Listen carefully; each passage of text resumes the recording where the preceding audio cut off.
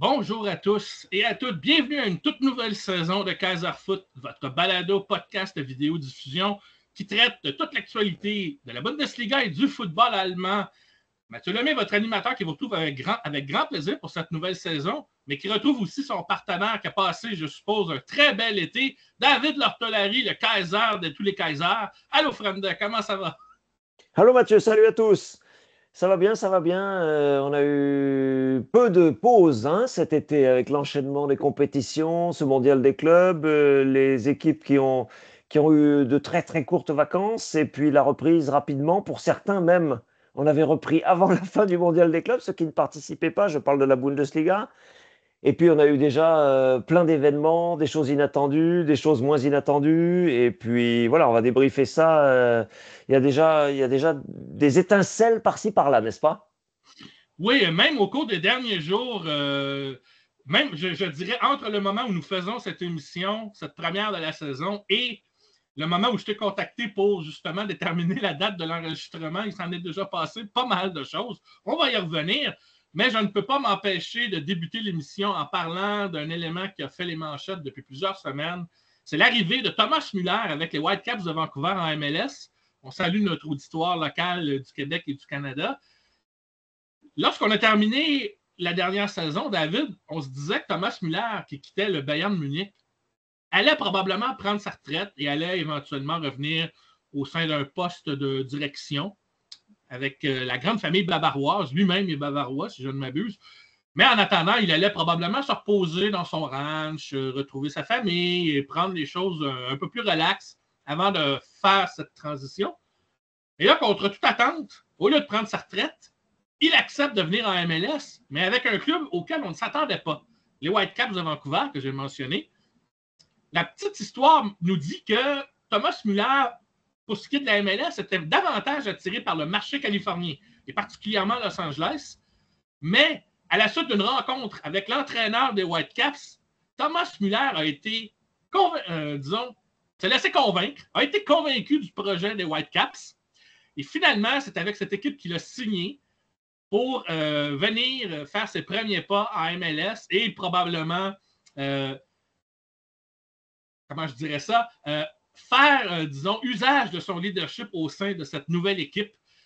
Thomas Müller, qui non seulement quitte Munich, mais qui s'en va jouer, je ne dirais pas dans un lieu exotique, Vancouver est loin d'être un lieu exotique. Au contraire, c'est une ville qui a même parfois des allures futuristes. Il suffit même de regarder certains vieux films pour s'en rendre compte.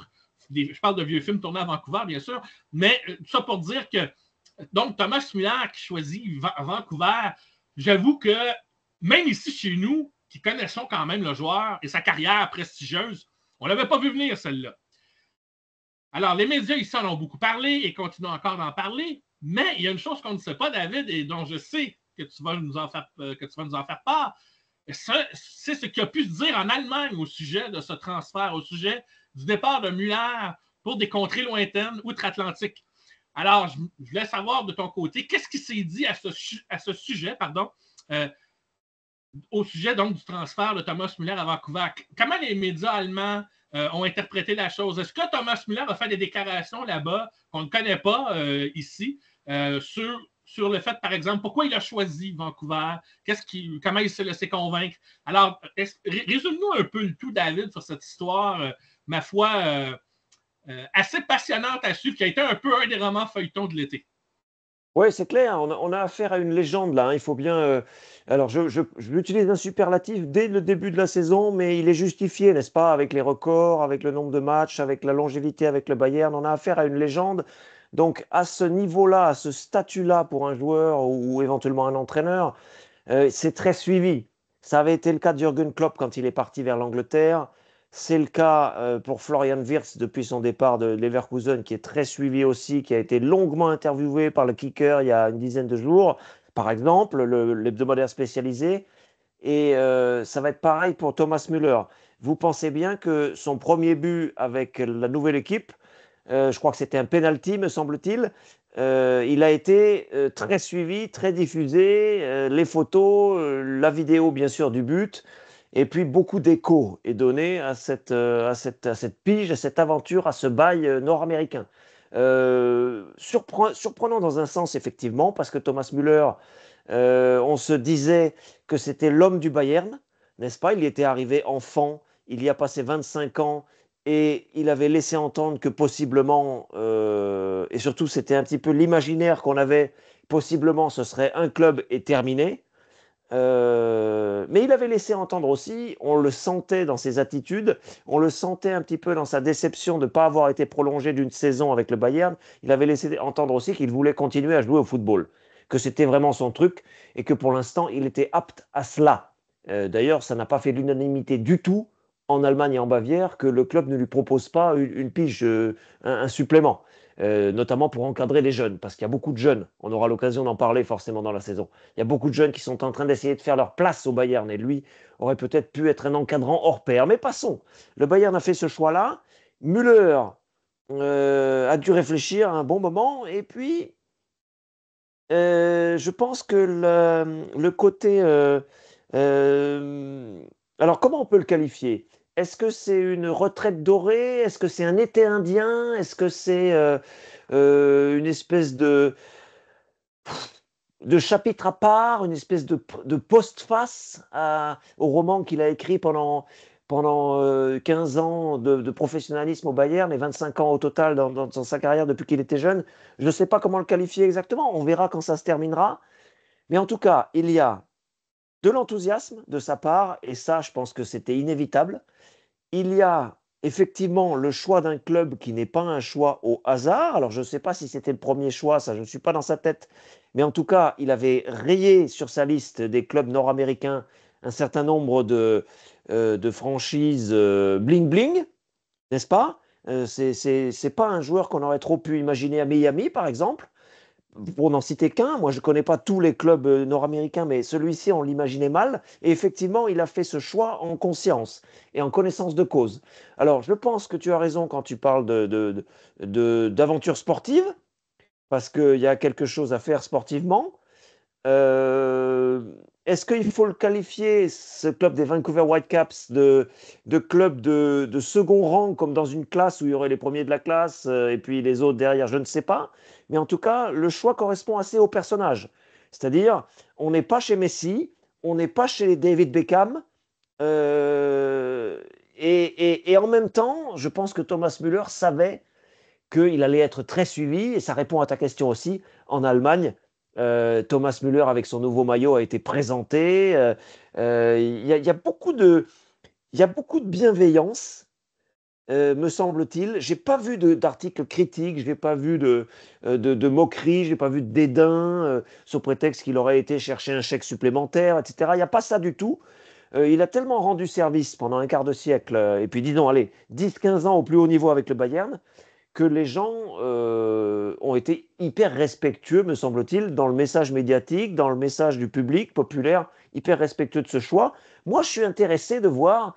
Alors, on ne va pas compter le nombre de buts qu'il va marquer, Mathieu, parce que ça n'a pas tellement de sens, je trouve. Mais ce qu'il peut apporter, lui, dans une équipe comme ça, ou jusqu'où il peut aller, est ce que ça peut apporter aussi au championnat, à cette équipe, c'est vraiment intéressant. Alors qu'en Allemagne, par ailleurs, on s'intéressait quand même assez peu à l'Amérique du Nord en général. Il y a quelques clubs, je pense à l'Eintracht, je pense à Wolfsburg aussi, qui sont allés faire des stages aux États-Unis sur des pré-saisons, des choses comme ça, mais c'est Mais le pas Bayern, il est déjà allé aussi. Ils ont des c'est vrai. relations, ils ont même des relations avec un ou deux clubs en MLS depuis plusieurs années. Il y a quand même un intérêt, Oui, puis il y peut-être a le plus réseau Red discret, Bull. mais il y a un intérêt de l'Allemagne pour ce qui se passe en Oui, MLS. oui, puis il y a le réseau avec New York aussi, bien sûr. Donc voilà, donc surprenant à moitié, mais on voit bien, pour en revenir à l'essentiel, que Thomas Müller avait encore de l'appétit pour jouer au ballon et se faire plaisir, et faire plaisir sans doute aux supporters. Ça, c'est toi qui seras mieux placé pour nous en parler, et il va falloir laisser passer les semaines pour voir un peu l'impact que ça peut avoir. Ben, en tout cas, L'impact, c'est Montréal, non, non, mais tu mentionnais le côté bling-bling. Je pense que les gens sont davantage contents de voir Thomas Müller choisir une équipe auquel on ne s'attendait pas, que Ben oui, d'aller justement dans un endroit scintillant, peut-être trop pour lui. ouais, ouais. Et d'ailleurs, même moi qui connais quand même à distance assez bien la personnalité du joueur, Ouais. s'il avait abouti à Miami, j'aurais dit, mais c'est un mauvais casting, Oui, tout oui. simplement. Donc, Oui, c'est clair. je pense qu'il a bien choisi. Et le fait que, justement, il a été convaincu par l'entraîneur, j'imagine qu'il a dû avoir une longue conversation et que l'entraîneur a su trouver les mots, savoir comment s'y prendre pour le convaincre. Parce que c'est un projet aussi. Vancouver, c'est un projet à un moment charnière parce que le club, si je ne me trompe pas, les propriétaires veulent le vendre. Alors, il y a peut-être une recherche de nouveaux propriétaires et peut-être que d'aller chercher Muller, ça amène aussi pour Vancouver un pouvoir d'attraction.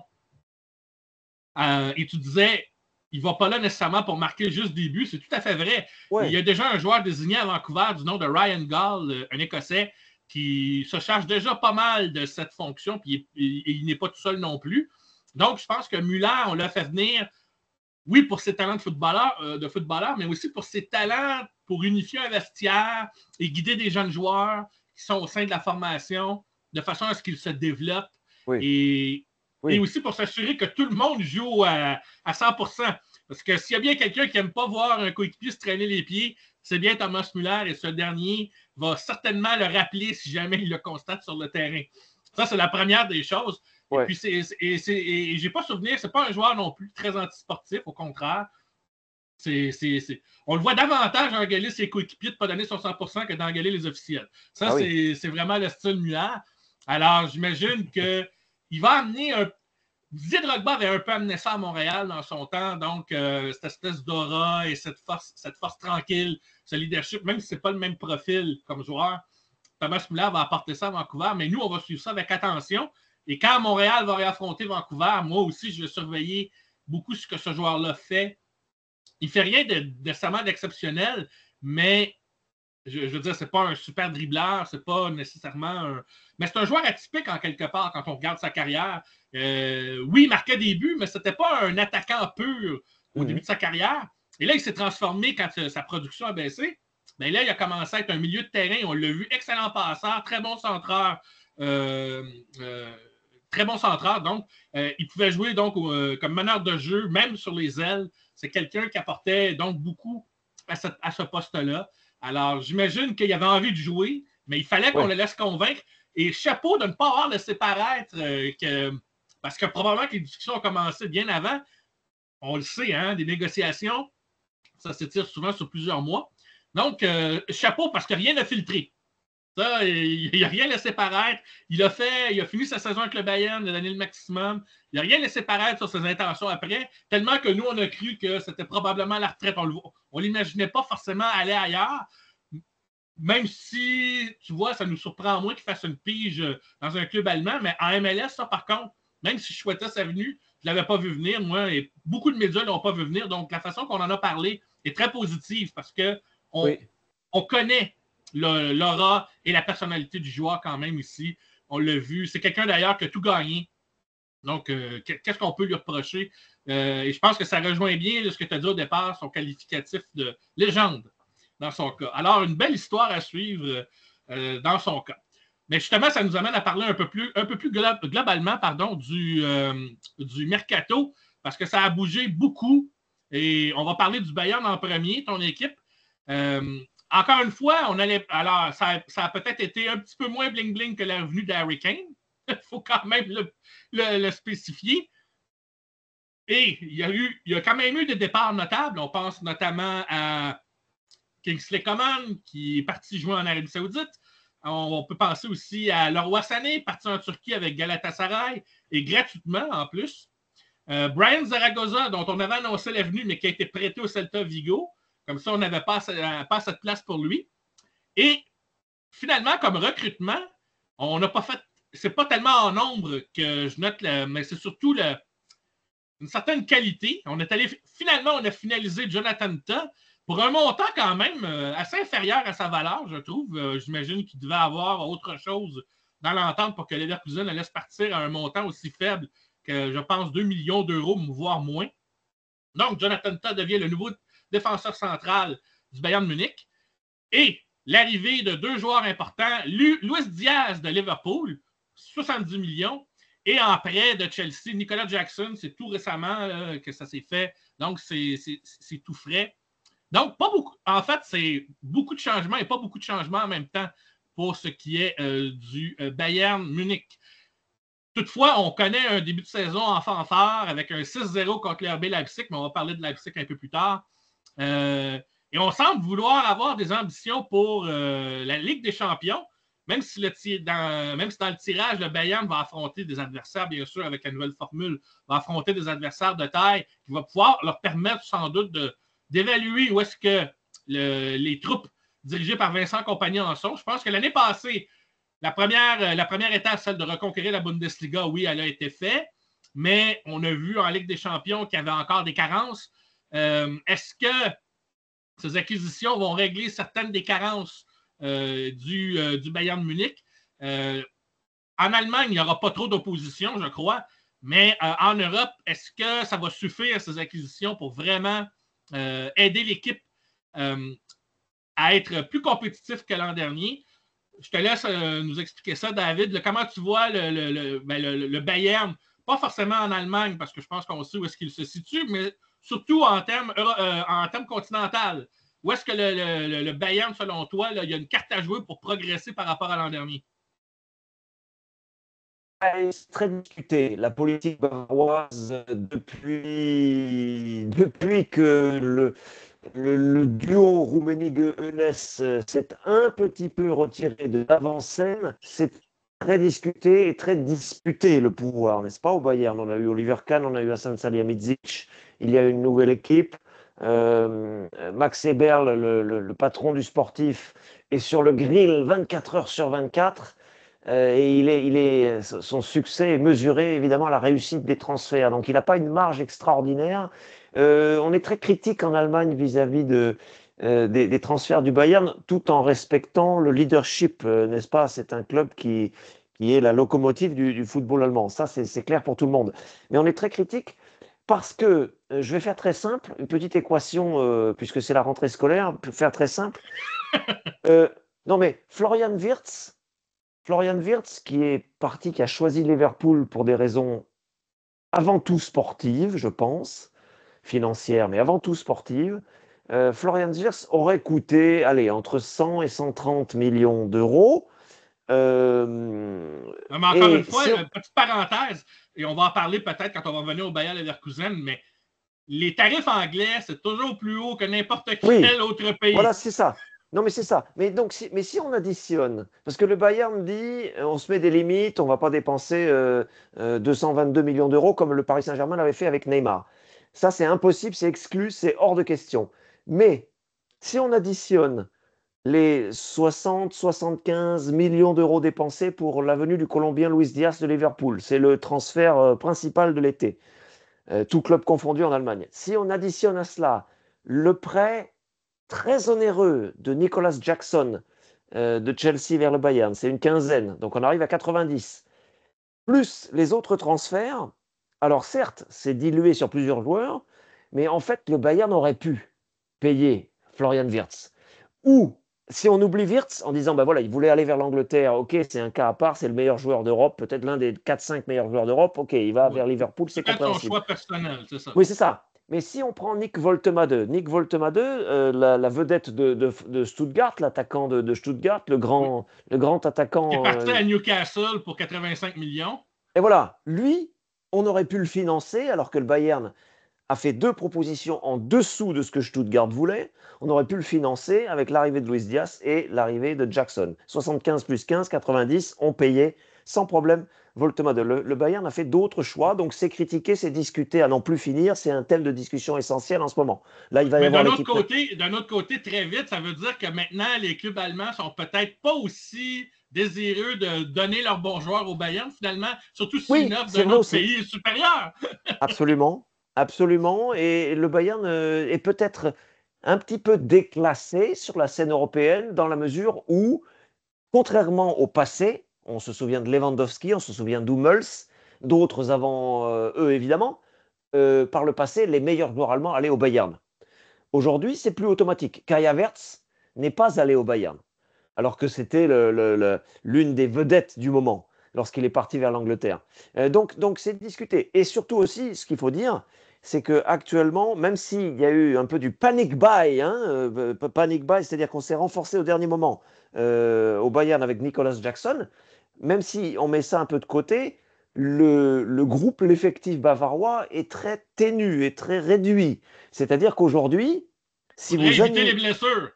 Ben, c'est ça le truc. C'est-à-dire si vous alignez un 11 de départ, vous mettez Olysée à droite, vous mettez Luis Diaz à gauche, vous mettez Serge Gnabry derrière Harry Kane, vous avez aligné tous vos attaquants de premier plan. Maintenant, il y a Nicolas Jackson qui va venir renforcer, effectivement. Mais si vous enlevez ces 5-là, vous vous retrouvez avec de la jeunesse, sans expérience. Donc, c'est risqué. C'est Ben risqué. déjà, Musiala est blessé en Boussiala début est de blessé. saison, Et en alors, plus. effectivement, tu as raison d'en parler. C'est-à-dire que le Bayern a pris le risque de patienter jusqu'en fin octobre-novembre pour le retour de Musiala, d'Hiroki Ito qui doit renforcer la défense, le japonais est venu de Stuttgart il y a un peu plus d'un an, et évidemment Alphonso Davies. Avec ces trois-là, qui sont trois joueurs, au moins Davies et Musiala, titulaires, vous allez respirer davantage. Mais effectivement, c'est en février que ça se joue, hein, pour le Bayern, de février à mai, bien sûr, toujours.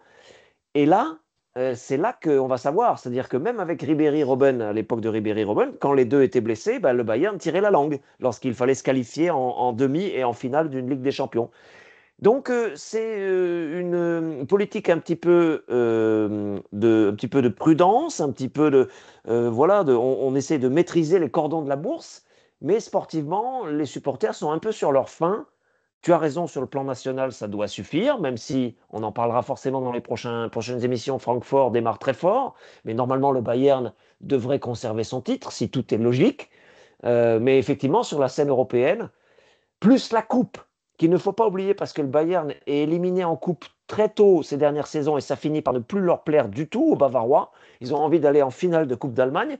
Donc si vous additionnez toutes ces compétitions, plus le mondial des clubs qui s'est terminé tardivement, voilà la question, est-ce que cet effectif va suffire? C'est une question pour laquelle on aura de réponses véritables à partir du mois de janvier. En tout cas, c'est un sacré pari parce que si les trois blessés que tu as mentionnés, qu'on a Ouais, mentionnés, reviennent vraiment au jeu et qu'on n'a pas d'autres blessures qui se rajoutent, et en particulier des blessures importantes au moment où on va rentrer justement dans le dernier droit, ouais. c'est un pari quand même qui est risqué, mais qui peut avoir un peu étrangement l'équivalent ce que j'appellerais d'un espèce de transfert sans être un transfert. C'est-à-dire que tes blessés reviennent, ça devient comme des recrues un peu. Alors bon, on va voir si ça va fonctionner et si le Bayern Munich va jouer de chance Mais sur ce plan-là. pour résumer simplement, tu as les deux facettes de la pièce, c'est-à-dire effectif plus réduit égale des joueurs satisfaits parce qu'ils jouent plus souvent, mais effectif plus réduit égale moins de concurrence aussi. Et donc, à certains postes, quand il y a un blessé, ben, il n'y a plus de concurrence, par exemple. Tu vois, donc ça, c'est effectivement, tu as l'aspect positif, l'aspect négatif. C'est un pari. Moi, je suis plutôt positif et plutôt optimiste parce que je pense qu'il y a deux, trois jeunes qui pourraient s'installer dans cet effectif-là. Mais effectivement, tu n'as pas la profondeur de banc de Manchester City. On est bien d'accord. OK. Même si Manchester City, c'est un peu plus Oui, difficile depuis l'an dernier oui, quand oui. même. Chelsea, Mais, allez, on va dire. ça me fait penser, tu parlais de Coupe d'Allemagne, peut-être que Manchester United devrait s'inspirer de ça pour se dire, bon, on a été éliminé par un club de division inférieure en League Cup en Angleterre. Des quatre, oui. Alors, parce que effectivement, c'est la crise à Manchester United depuis plusieurs années. Dans le Ouais. cas du Bayern, on se raccroche toujours à autre chose, même quand en Coupe d'Allemagne, ça ne va pas très bien. Enfin bref, et c'est la même chose pour une autre anecdote. Tu as soulevé Robben Ribéry. Il fait un temps où les deux joueurs s'étaient battus dans le vestiaire, je crois, où il y a eu une situation comme ça, mais les deux joueurs sont Absolument. restés, se sont bien entendus, Ouais. contrairement à ce qui s'est passé récemment à Marseille. Je n'en dis pas plus. Comme quoi, on ne gère pas les bagarres de la même façon entre coéquipiers. Je ferme la parenthèse ici. Alors, on va passer maintenant au Bayer Leverkusen, qui a été évidemment l'équipe qui a beaucoup vendu, avec le départ de Xabi Alonso, bien entendu. Beaucoup de joueurs sont partis, certains après, mais la majorité ont quitté l'équipe pour poursuivre leur carrière ailleurs. On passe à Frimpong, qui est parti à Liverpool. On passe à Florian Wirtz, tu l'as dit tantôt, parti pour 125 millions d'euros à Liverpool aussi. On n'a qu'à penser également à Nordi Mukiele qui avait été prêté, qui retourne au Paris Saint-Germain pour l'instant. Ouais. Granit Xhaka, qui a été un des fers de lance dans cette équipe, est parti à Sunderland, récemment promu en Angleterre pour 15 millions. Le gardien Radetski, parti à Monaco. Amenadli qui part à Bournemouth. Et Victor Boniface, prêté au Werder Brême. Et tout récemment, Piero Hincapié, prêté à Arsenal. Alors, on a fait du recrutement quand même. 3 joueurs à 30 millions et 1 à 25. On a regardé, par exemple, du côté de Jarel Kwanzaa, qu'on a été chercher à Liverpool pour 35 millions. Malik Tillman du PSV, un autre 35 millions. Loïc Badé du FC Séville, 25 millions. Ben Seguir de Monaco récemment, 32 millions. Et Fernandez, qu'on est allé chercher en Arabie Saoudite, mais 25 millions d'euros. Et ça, je ne fais que mentionner quelques noms comme ça que vous ne connaissez peut-être pas, mais c'est sur ces joueurs-là que le Bayer Leverkusen espère, si on veut, repartir un nouveau cycle. Toutefois, après 2 insuccès sitôt en saison, le nouvel entraîneur, Erik ten Hag, a déjà été démis de ses fonctions. Pour l'instant, les adjoints vont être les entraîneurs par intérim en attendant de savoir qui sera le nouvel entraîneur du Bayer Leverkusen. Mais qu'un tel congédiement d'entraîneur arrive avec une mésentente entre Rolf Hess, le directeur sportif, et son entraîneur, sitôt, alors que tu as fait venir cet entraîneur-là pour espérer rebâtir, en sachant pertinemment que tu ne serais pas dans la course pour cette saison par rapport aux 2 saisons précédentes et la saison sans défaite notamment. Alors, comment le Bayer Leverkusen doit envisager la sélection de son prochain entraîneur? Est-ce qu'ils ont des noms en tête pour espérer là, repartir sur de bonnes bases, c'est-à-dire là, en évitant justement des incidents comme ça en plein début de saison et déjà, tu vires l'entraîneur et il faut trouver quelqu'un qui va justement créer un esprit de corps avec tous ces nouveaux venus et ces joueurs dont on connaît moins les noms, mais dont les montants dont on a déboursés, il va falloir encore justement justifier ces achats éventuellement et progressivement au cours de la saison que le Bayer Leverkusen montre peut-être des signes que il y a un nouveau projet là, qui prend forme. Comment tu penses que ça va se passer, là, la sélection d'entraîneurs en fonction de ce que je viens de soumettre et ces joueurs qu'on connaît moins, comme je le disais, mais qu'on a été chercher à fort prix pour profiter évidemment des bénéfices. Parce que malgré tout ça, je suis allé vérifier les chiffres, le Bayer Leverkusen est encore dans le vert. Donc, ça veut dire que les ventes ont quand même beaucoup rapporté. J'oubliais qu'on est allé chercher pour un mince 2 millions d'euros Janis Blažević, ancien gardien titulaire du RB Leipzig, pour donc être un des gardiens de but de cette équipe du Bayer Leverkusen cette année. On a aussi été chercher Lucas Vazquez, qui était libre, ancien donc du Real Madrid. On est allé chercher des joueurs comme ça, mais donc c'est ça que je voulais dire. À la vue de ce qu'il y a sur papier, quel entraîneur faut-il donc pour le Bayer Leverkusen et est-ce que justement on va avoir espoir de montrer un visage quand même plus attrayant, même si on sait qu'on ne sera pas le dauphin probablement à la fin de la saison. On ne sera pas le plus féroce compétiteur du Bayern de Munich pour le titre cette année. Le directeur sportif Simon Rolfes l'a dit là, ces derniers jours, il a dit on a voulu tout de suite arrêter le chaos. C'est un record de précocité, 2 journées pour limoger un entraîneur en Bundesliga, ça n'était jamais arrivé. Employer le mot chaos aussitôt, c'est fort. Oui, non, mais il ne l'a pas forcément employé, c'est moi, mais parce que effectivement, c'est un très très grand nettoyage là. Il y a un changement d'air avec le départ de Wirtz, mais tout l'axe, tu les as cités, y compris Boniface qui est prêté. Patrick Schick est resté, lui. Et d'ailleurs, il a déjà marqué, et ça sera peut-être l'un des sauveurs. Mais lui qui voulait partir avant que. Oui. Ça, c'est une autre histoire. Oui, tout à fait. C'est forcément très risqué. C'est-à-dire qu'effectivement, le Bayer Leverkusen a une surface financière évidente avec le départ de Wirtz, qui a rapporté beaucoup d'argent, mais il faut évidemment rebâtir une équipe complètement. Et donc, le directeur sportif s'est dit, plutôt que de partir dans une mauvaise, dans une crise qui puisse se prolonger en véritable dépression au fil des semaines, on navigue, mais on ne sait pas trop si ça va se redresser ou pas, ou si ça va empirer, on change tout de suite. Erik ten Hag avait laissé un excellent souvenir lorsqu'il avait été l'entraîneur de la réserve du Bayern, mais après, ça ne s'est pas forcément très bien passé. On pense à l'Angleterre, bien sûr. Il a été durement critiqué avec Manchester United. Et Erik ten Hag, je ne connais pas, moi, dans le détail, sa façon de fonctionner au quotidien avec son groupe, avec ses joueurs, mais on a la jurisprudence Louis van Gaal, bien sûr, le très célèbre ancien entraîneur du Bayern. Alors, s'il y a un rapport entre Erik ten Hag et Van Gaal, ce sont des Van Gaal, pardon, ce sont des entraîneurs, ce sont des professeurs. C'est-à-dire qu'ils ont une énorme connaissance théorique, ils ont une énorme connaissance magistrale, mais dans la génération actuelle, ça passe pas forcément. Eric Ten Hag, apparemment, s'entendait pas avec Granit Xhaka.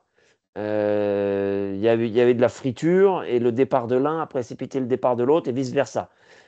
C'était vrai pour d'autres aussi. Mais cela dit, attention à ne pas considérer le Bayer Leverkusen comme en perdition tout de suite, parce que Non, mais d'une j'ai jamais dit part, ça non plus.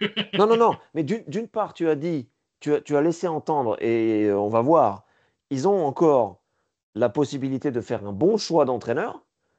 C'est pas exclu que le choix soit bon, même si le premier n'a pas matché.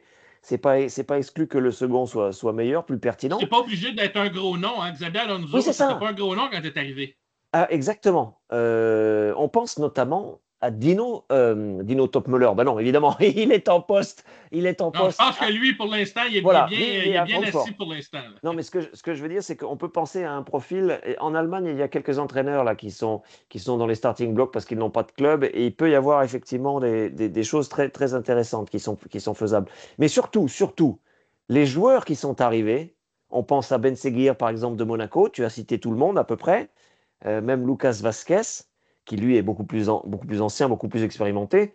Rien ne dit que ça va mal se passer sous prétexte qu'on a changé d'entraîneur au bout de 2 journées. C'est-à-dire que les jeunes joueurs, que ce soit Ten Hag ou un autre, ils peuvent suivre, ils peuvent s'épanouir. On sait très bien qu'il y a beaucoup de jeunes joueurs en Allemagne pour lesquels ça marche très bien. Ça a été le cas avec RB Leipzig, ça a été le cas avec Francfort, ça a été le cas avec plein d'autres clubs.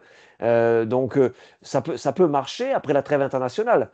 Mais effectivement, il y a un défi là pour Rolfes et son président Fernando Caro, c'est de trouver le bon entraîneur. Alors, est-ce que c'est du profil de type Oliver Glasner, c'est-à-dire des entraîneurs effectivement moins connus que Félix Magath, et qui travaillent sereinement, on les laisse un peu tranquilles parce qu'on n'a pas forcément une exigence optimale vis-à-vis d'eux tout de suite? Ouais. Possible, Mais possible là, qu'ils fassent ce Crystal choix-là. Palace a commencé la saison en gagnant la Super Coupe contre Liverpool. Je ne suis pas sûr que Oui, Crystal Palace laisserait partir Oliver oui, Glasner. Mais oui, c'est ça. on dirait que lui, son succès, c'est avec des équipes plus modestes Mais oui, c'est ça. par rapport à la grosse compétition. C'est un de ses points forts. Et ces équipes sont souvent identifiées comme étant très physiques. Oui, c'est vrai. Alors là, il y a quelques noms là, qui ont été avancés par les éditorialistes depuis le début de la semaine, depuis le début du mois de septembre, depuis lundi. Quelques noms qui sont avancés par-ci, par-là. En tout cas, J'espère que José Mourinho ne se trouve pas, lui aussi, qui a été viré en début de saison. si, sous forme de boutade. Certains l'ont cité. Certains l'ont cité. Euh, c'est- non, non, mais Leverkusen n'est pas, je crois pas, dans l'optique de proposer un jeu pragmatique comme Mourinho peut le faire. Mais voilà, on peut s'attendre à tout parce qu'avec un président espagnol, il avait fait venir Xabi Alonso, c'était un coup extraordinaire. Lucas Vasquez, je peux imaginer que Fernando Caro a quelque chose à voir avec la venue de l'ancien défenseur du Real aussi. Euh, En tout cas, ils se sont donné, évidemment, et c'est une obligation concrète, la petite trêve internationale là, pour faire venir un entraîneur. On aura la réponse peu de temps après notre enregistrement. Euh, c'est une curiosité de début de saison parce que le Bayer Leverkusen, quand même, ils se sont bien renforcés malgré tous les départs qui vont faire mal. Hein. Le Jonathan Tah qui est parti, ça pèse. Piero Hincapié qui est parti aussi, le défenseur central aussi qui est Oui, je l'ai parti. mentionné, il a Voilà, été et prêté. oui, oui, oui, ça pèse énormément. Alors bien sûr, il faut restructurer tout ça, retrouver une hiérarchie. Robert Andrich, j'ai eu l'occasion d'écrire sur ça, sur ce thème-là, voudrait être le chef. Est-ce qu'il en a la carrure technique pour prendre la suite de Granit Xhaka? Il y a plein de questions au Bayer Leverkusen. C'est sûr qu'ils ne vont pas y répondre en 2 ou 3 jours, voire en 2 ou 3 semaines. Ça va être un adversaire quand même imprévisible pour les adversaires là, pour la Ligue des Champions qui vient, pour le championnat. On a vu ce résultat 3-3 contre le Werder Brême en ayant mené 3-1 à 5 minutes de la fin. Ça va être une équipe vraiment imprévisible et je peux te dire que toi, tu vas le faire aussi par intérêt pour ce championnat, mais moi, je vais garder un œil sur le Bayer Leverkusen dans toutes les compétitions cette saison parce que ça peut être une équipe chaotique dans le mauvais sens, mais aussi qui peut faire sensation dans l'autre sens. Je ne me prononcerai pas sur le résultat et le classement en fin de saison pour le moment. Avec déjà le fait qu'on cherche un nouvel entraîneur, on peut difficilement se prononcer à ce stade-ci. Oui, c'est ça. En fait, le seul perdant, je trouve, dans l'histoire, c'est Erik ten Hag, parce qu'après son échec à Manchester United, il avait besoin d'un club pour se relancer, et il est viré après 2 matchs. Ouais. La suite de sa carrière pourrait s'en ressentir dans son cas. Néanmoins, ça reste un dossier à suivre. Une autre équipe qu'on considère souvent parmi les favorites, mais qui connaît un début de saison un peu coup-ci coup-ça, et surtout, vu que c'est une équipe considérée comme étant vendeuse, on a l'impression que tous leurs bons joueurs des 2 dernières saisons, maintenant qu'ils sont partis, on se demande là aussi si les nouveaux venus vont permettre à Leipzig de rester une équipe du top 4. Alors, on a changé d'entraîneur. Marco Rose avait quitté, on se souvient, lors de la saison dernière, et il avait été remplacé par intérim par Zoltila. Maintenant, on est allé chercher Ole Werner, l'entraîneur du Werder Bremen lors des 2 dernières saisons, pour relancer Leipzig. Mais par contre, on a vendu pratiquement tout ce qu'il y avait de bon. Youssouf Poulsen, un des rares vétérans de l'équipe, a été vendu à Hambourg pour 1 million. Alors, on va reparler d'Hambourg peut-être un petit peu plus tard. Benjamin Šeško, un des attaquants forts de l'équipe, à Manchester United pour 76,5 millions. André Silva, parti en Espagne, pour 500 000.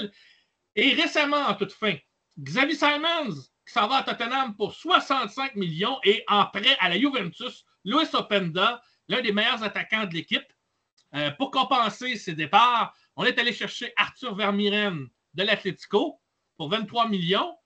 Yann Diomande pour 20 millions à Leganés. On est beaucoup allé recruter en Espagne. Et récemment, on est allé au Portugal pour 26 millions. On est allé chercher Konrad Harder, un joueur autrichien. Toi qui aimes l'Autriche, David, je suis sûr que tu vas nous en dire du bien. On est allé chercher aussi le Brésilien Romulo, qui joue en Turquie, pour 20 millions d'euros. Encore là, je pose la question, David, est-ce que tout ce changement au sein de l'effectif du RB Leipzig, ça va enfin permettre à l'équipe soit de se développer comme il faut, ou alors est-ce qu'il ne va pas avoir un pas de recul avant de se relancer peut-être pour la saison suivante? Je veux juste noter que Timo Werner est de retour après avoir été prêté à Tottenham, mais est-ce qu'il va jouer à Leipzig? C'est un des rares vétérans de cette jeune équipe maintenant, au point où on en est rendu. Mais bon, toujours est-il que là, il y a un changement d'entraîneur. Ole Werner a réussi à faire beaucoup avec peu avec le Werder au cours des dernières années. Ça, c'est indéniable. Mais est-ce qu'il est l'homme de la situation pour permettre à ces nouveaux jeunes joueurs de permettre donc à Leipzig de briller alors que les jeunes qu'on avait recrutés avant montraient de belles choses? Mais là, l'année dernière, effectivement, il y a eu des difficultés en fin de saison. Il y a visiblement quelque chose qui a rattrapé cette équipe. Si bien que, tant qu'on avait une valeur de vente, probablement que, vu que c'est un peu le mode d'opération à Leipzig, on a décidé de les vendre, étant donné qu'on avait l'opportunité, puis donc de rebrasser un peu de remuer ou de rebrasser un peu la soupe, donc de rebrasser les cartes et espérer donc avoir un résultat plus positif afin de revenir dans le top 4. Mais encore là, ce sont des joueurs, oui, on paye des 20-25 millions d'euros, mais on ne sait pas ce que ça va donner pour l'instant. Et on ne sait pas si Ole Werner va être vraiment l'homme de la situation, même si je pense que c'est un bon entraîneur. Alors, moi, personnellement, je ne vois pas cette année Leipzig comme favori, mais qu'est-ce qu'on peut s'attendre à voir de cette équipe? Parce que le fait d'avoir été écarté du top 4 la saison dernière, ce qui a été une grave déception, avec tous ces changements, est-ce qu'il n'y a pas le risque, justement, de reculer pour mieux sauter la saison prochaine? Ou il va y avoir quand même des signes d'amélioration parce qu'on a fait un bon recrutement et donc on va être capable d'être compétitif pendant toute la saison? Qu'est-ce que tu en penses, David, dans le cas de Leipzig? Ouais, transition compliquée. Alors, transition toute faite pour nous parce que Marco Rose est le candidat numéro un pour prendre la suite de Ten Hag On ne au l'avait pas Bayer mentionné, Leverkusen. celui-là, c'est vrai. Oui, oui, c'est ça. Marco Rose, qui était donc ancien entraîneur de Leipzig, candidat au Bayer Leverkusen, on va voir si ça se fait, c'est intéressant. Konrad Harder, c'est un Danois. Tu as dit autrichien, mais c'est un Danois. Je m'excuse. Mais c'est pas grave, c'est pas grave, c'est un détail. Mais transition compliquée. Moi, je pense que la venue de Ole Werner, c'est intéressant. Leipzig a perdu son identité de jeu, n'est-ce pas, ces derniers mois, a réalisé la pire saison de son histoire en Bundesliga, sa courte histoire, mais ça fait maintenant une décennie. C'était la pire saison, il n'y a pas eu de qualification européenne à la fin, c'est la première fois.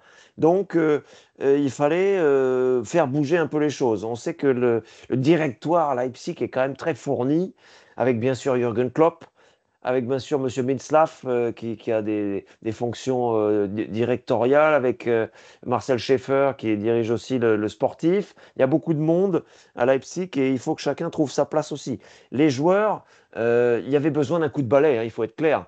Bon, Youssouf Poulsen est parti avec une mission très particulière à Hambourg, d'essayer d'être un peu le leader de cette équipe, le grand frère à Hambourg. Ok, c'était un ancien, il jouait plus tellement, ça ok.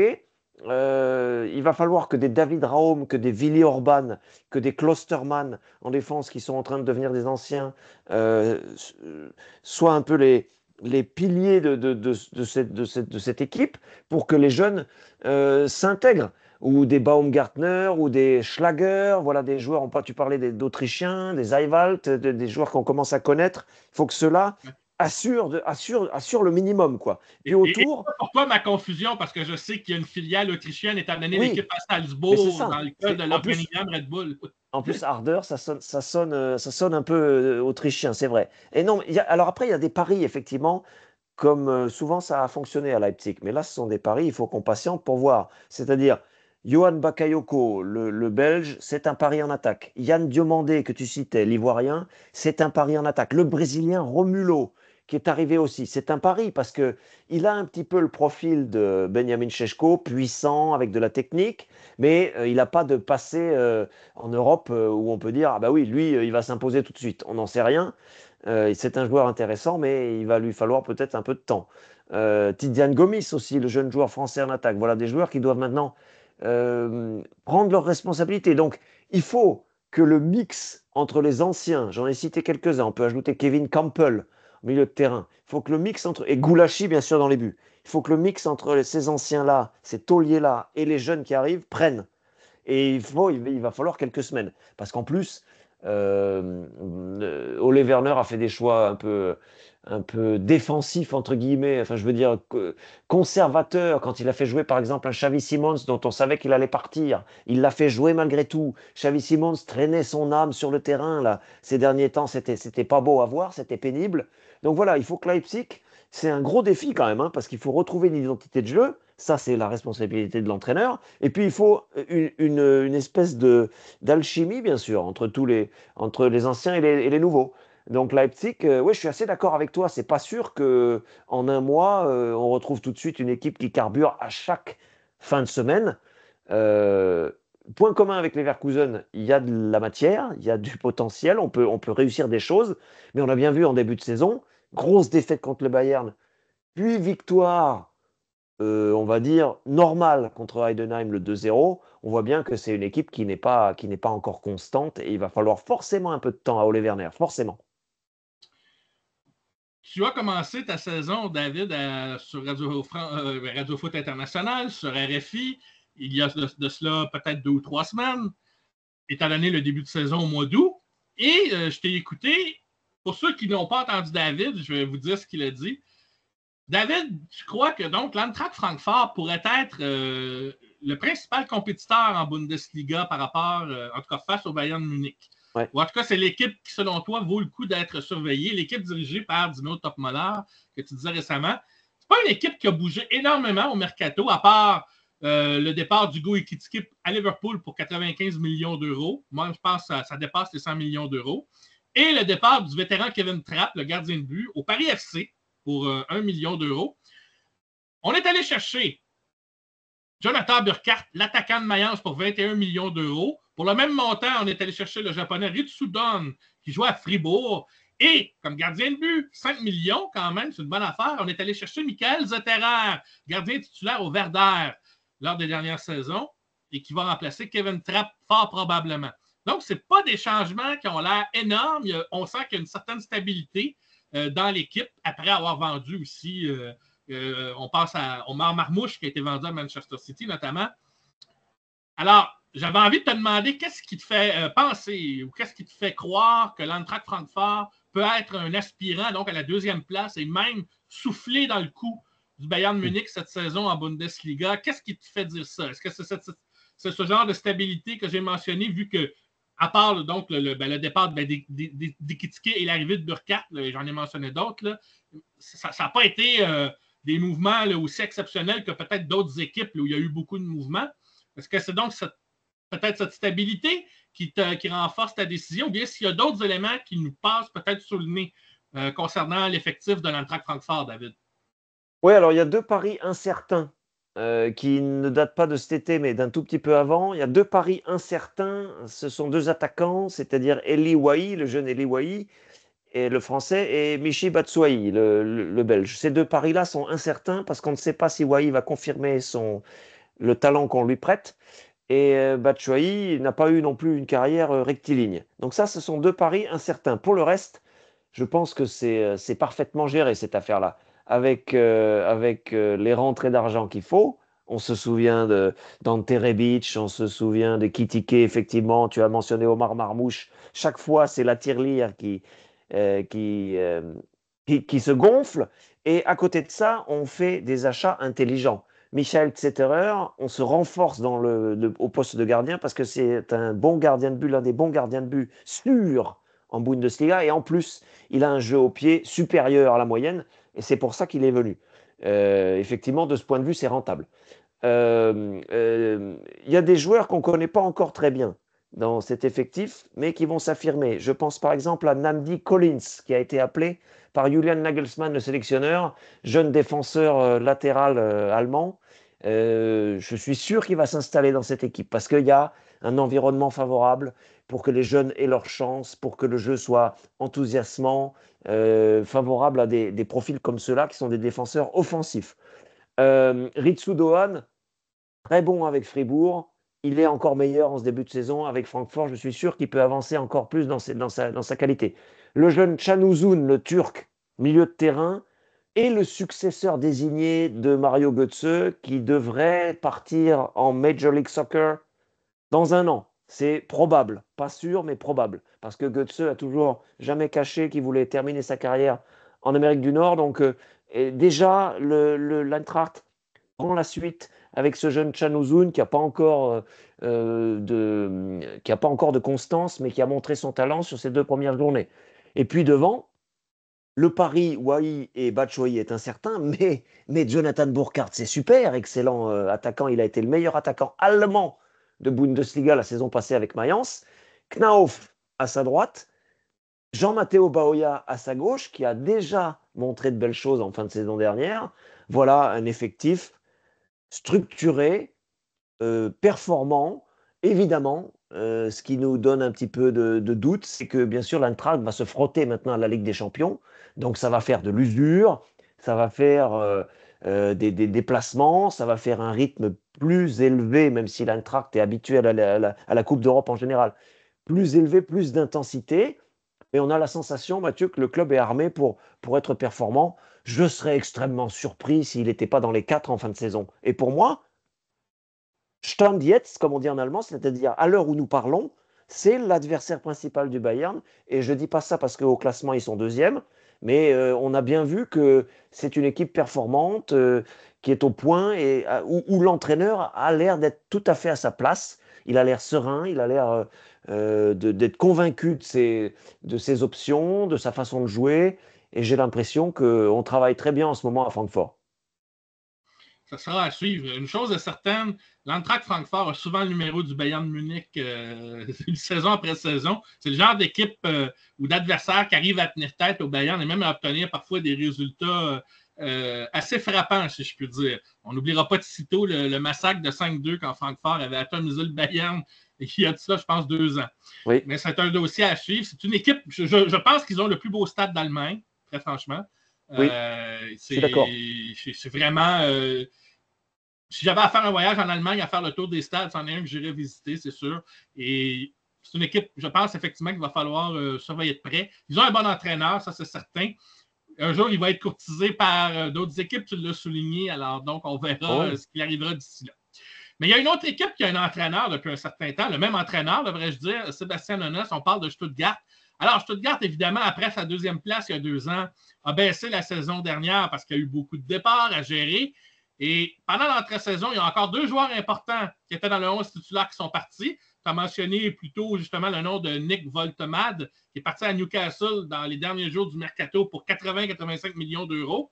Et moi, ma surprise, c'est le meneur de jeu Enzo Mio, jeune Français de 23 ans, qui est parti jouer en Arabie Saoudite pour 28 millions d'euros. C'est une bonne affaire, mais j'espère que le salaire en vaudra la peine parce que Enzo Milo, il avait une possibilité de continuer de se développer, mais il a préféré donc aller là où est l'argent, j'imagine. J'avoue que j'ai été surpris. Alors, pour compenser encore une fois ce départ, on n'a pas nécessairement dépensé des grosses fortunes, mais on est allé chercher notamment un Algérien. On salue nos amis algériens, bien sûr. Badreddine Bouanani, qui joue à Nice. On est allé le chercher pour 20 millions d'euros. Thiago Tomas, le Portugais, 13 millions d'euros à Wolfsburg pour le faire venir à Stuttgart. On est allé regarder aussi du côté de Rennes avec Laurence Assignon, 12 millions d'euros. Bref, on n'a pas dépensé des sommes colossales pour aller chercher des joueurs, disons, là, qui sont super connus. Il y a peut-être le pari serbe de Lazar Jovanovic pour 5 millions d'euros, recruté à l'ER Belgrade, qui reste un pari selon moi, mais ça va être à suivre. Et aussi en prêt de Leicester El Kanous, le joueur marocain. Bref, est-ce que Stuttgart a quand même des chances de remonter au classement? Ils étaient terminés juste au-dessus du milieu de peloton en fin de saison.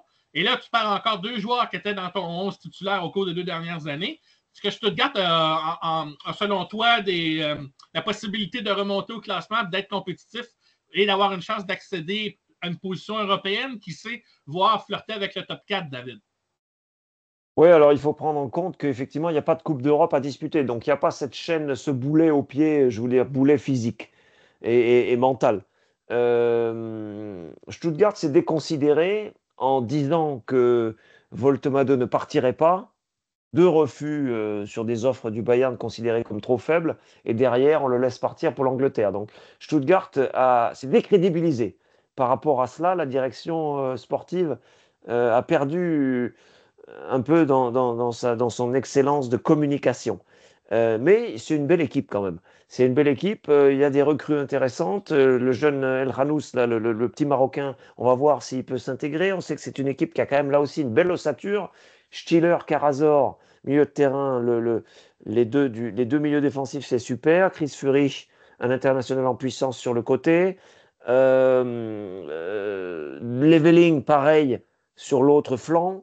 Denis Sundav était un petit peu en retrait. Il faut qu'il retrouve son top niveau pour vraiment être considéré comme crédible pour être appelé par le sélectionneur. Il n'a pas été appelé cette fois, Denis Sundav, pour l'équipe d'Allemagne pour les 2 matchs qui viennent. Mais voilà, entraîneur surmotivé, recrutement sont des paris, mais en Bundesliga, il y en a forcément qui vont réussir dans ces recrues-là. Il y a quelques points d'interrogation, effectivement. On pense notamment au défenseur français Zagadou. Est-ce qu'il va être capable de retrouver son niveau après les blessures compliquées qu'il a eues?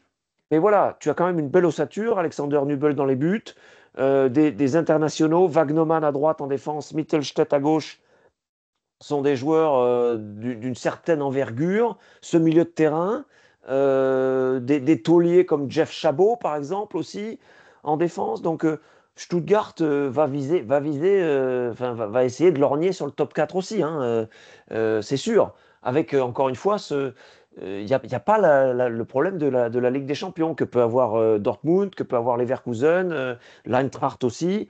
Donc, il va y avoir peut-être une sérénité dans le travail. Moi, je suis intéressé de suivre cette équipe, surtout sur ce qu'elle nous a promis les dernières saisons, parce que même s'il termine un peu plus bas là, la saison dernière, c'était quand même le vice-champion d'Allemagne juste avant. Entraîneur offensif, prise de risque, du rythme, du jeu. On va voir. Le début de saison n'est pas exceptionnel, mais c'est une équipe qui peut prétendre évidemment à une place européenne en fin de saison. Une autre équipe on a toujours des points d'interrogation la concernant, c'est le Borussia Dortmund, qui n'a pas eu de gros mouvement, à part les départs confirmés de Youssoufa Moukoko à Copenhague pour 5 millions. Visiblement, ce jeune espoir n'aura pas convaincu. Bino Gittens, 64,3 millions vendus à Chelsea. Sébastien Haller a parti aux Pays-Bas avec le club d'Utrecht gratuitement et Giovanni Reina qui s'en va à Mönchengladbach pour 4 millions d'euros. En matière de recrutement, on est allé chercher du côté de Wolverhampton Fabio Silva, le Portugais, pour 22,5 millions, mais surtout le petit frère de Jude Bellingham, qui a lui aussi passé par Dortmund. Alors, on s'est dit pourquoi pas aller voir du côté donc du frère. Donc, Jobe Bellingham, recruté à Sunderland pour 32 millions d'euros. On peut mentionner aussi Chukwuemeka, qui a été acheté à Chelsea pour 25 millions aussi.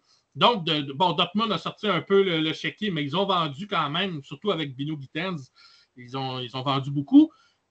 Mais les points d'interrogation concernant cette équipe ne disparaissent jamais vraiment à Dortmund. Même si le début de saison n'a l'air pas si mal, moi j'ai toujours un questionnement à savoir, mais où cette équipe-là va réussir à se classer? Est-ce qu'elle va nous surprendre ou parce que les quelques joueurs recrutés vont faire l'affaire? Est-ce que certains vétérans dans l'équipe qui ont déçu la saison dernière vont rebondir parce que ça leur arrive comme ça.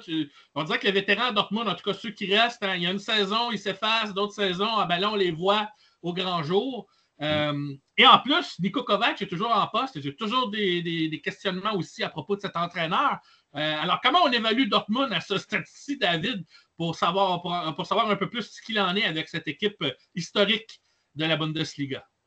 Alors, la vision sévère qui est plutôt la mienne, c'est de dire il y a deux qui tiennent la baraque, qui tiennent la maison. Gregor Kobel, l'international suisse dans les buts. Serhou Guirassy, le Guinéen, en attaque. Et entre les deux, c'est une espèce de bouillie et un jeu qui ressemble à rien. Ça, c'est la vision sévère qui est plutôt la mienne. Effectivement, on a vu au début de saison, Kobel continue d'assurer derrière et Guirassy continue d'être un sacré buteur. Et on a vu notamment un petit piqué du pied gauche à l'occasion de la deuxième journée qui montre que ce joueur-là n'est pas un guignol. Et au milieu, eh ben, c'est ce que tu viens de dire. Entre les deux, interrogation. Est-ce que Emre Can peut assurer une saison pleine? Est-ce que Julian Brandt peut assurer une saison pleine?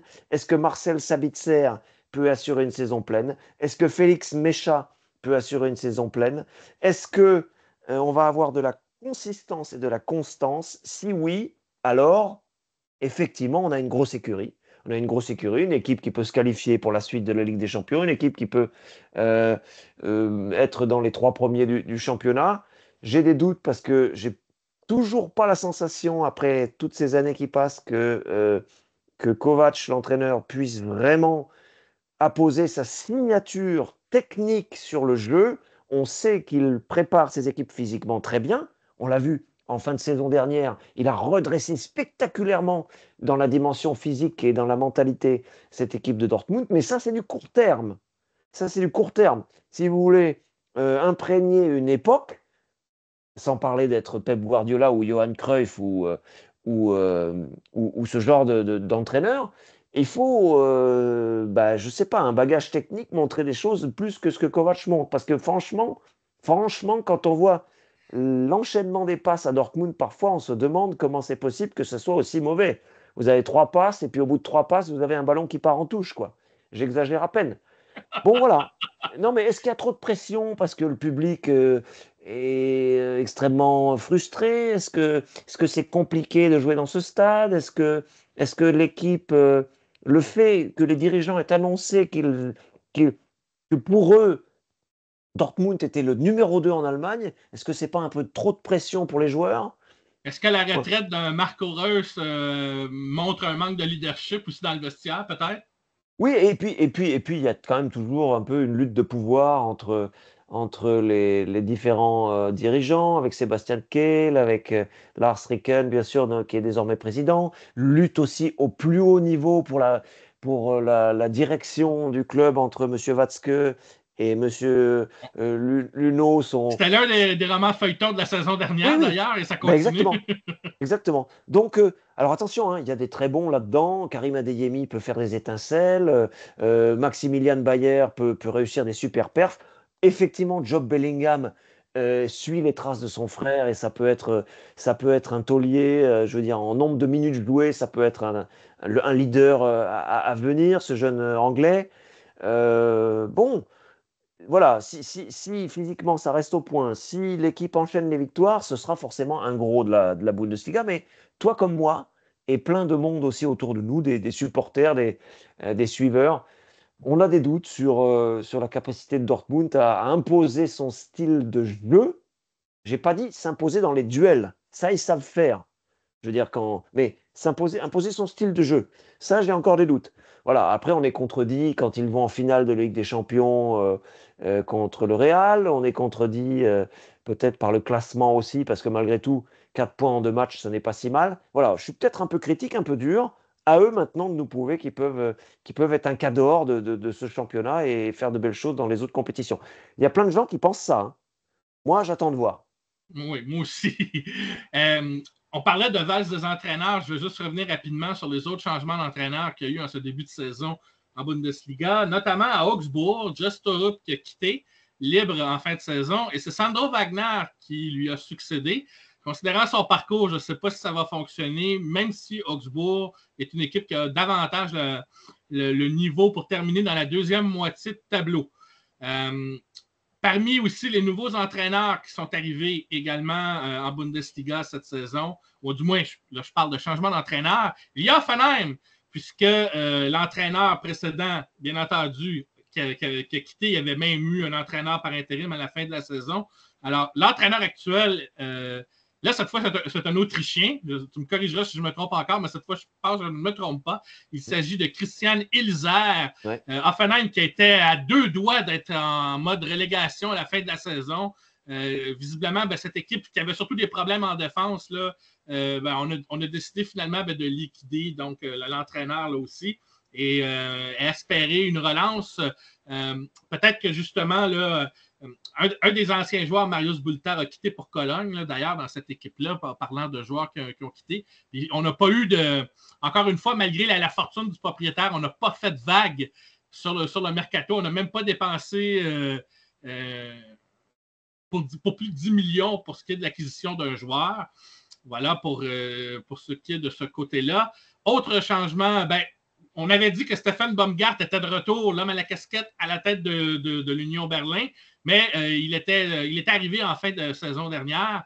On pourra toujours suivre ça. J'avais dit tantôt qu'Ole Werner avait quitté le Werder Bremen. Alors, pour le remplacer, c'est un dénommé Horst Stephen, l'ancien entraîneur de Elversberg, équipe qui avait terminé, je crois, 3e en 2e division la saison dernière. Ouais. Alors, on a décidé de lui faire confiance. On va voir ce que ça va donner parce que Ole Werner a vraiment réussi à faire remonter le Werder Bremen au classement au cours de dernière saison. Et du côté de Wolfsburg, on a laissé partir Ralf Hasenhüttl et on a décidé d'embaucher un Hollandais, Paul Simonis. Alors, Paul Simonis qui est entraîneur pour une équipe que je ne connais pas, donc au sein des Pays-Bas.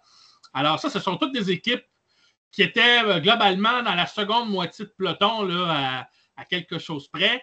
Il y a d'autres équipes qui étaient en difficulté, mais qui n'ont pas bougé. On pense à Frank Schmidt, qui est visiblement là, indélogeable à Heidenheim, malgré les difficultés qu'a connu le FC Heidenheim l'an dernier. Mais je pense qu'on en a tenu compte, considérant que ses 3 meilleurs joueurs étaient partis. Oui. Alors là, maintenant, au niveau du mercato, ça a fait moins de vagues là, du côté d'Heidenheim. Peut-être que le tout va se stabiliser. Il y a évidemment les clubs promus, mais là, pour ce qui est des changements d'entraîneur, je n'aurais pas besoin de l'évoquer. Fribourg a conservé, bien entendu, Julian Schuster, qui a réussi à faire aussi bien que Christian Streich avec son équipe de Fribourg. Ça, c'est le parfait exemple d'équipe qui arrive à faire beaucoup avec peu, année après année, et qui se classe régulièrement dans la première moitié du tableau. Oui, autre changement d'entraîneur, mais ça, c'est probablement, ça concerne une équipe promue, ou plutôt le retour d'une équipe, de l'équipe du FC Cologne. Alors, Gerhard Struber, qui était l'entraîneur qui a permis donc de revenir, a été remplacé par l'entraîneur allemand Lukas Wasniak, je ne sais pas si je le prononce bien.